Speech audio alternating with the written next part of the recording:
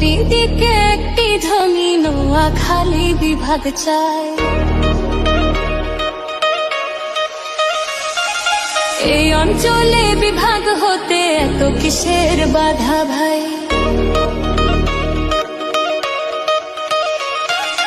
এতদিনের অবহেলায় আজকে আবার গর্জে ওঠা উন্নয়নের কথা শোনাই। তৈরি হবে দালান কোঠায়, নোয়াখালীর জনতা চায় অধিকার আর সুবিচার। বিভাগ হলে বদলে যেত, দূর হতো সব বিচার।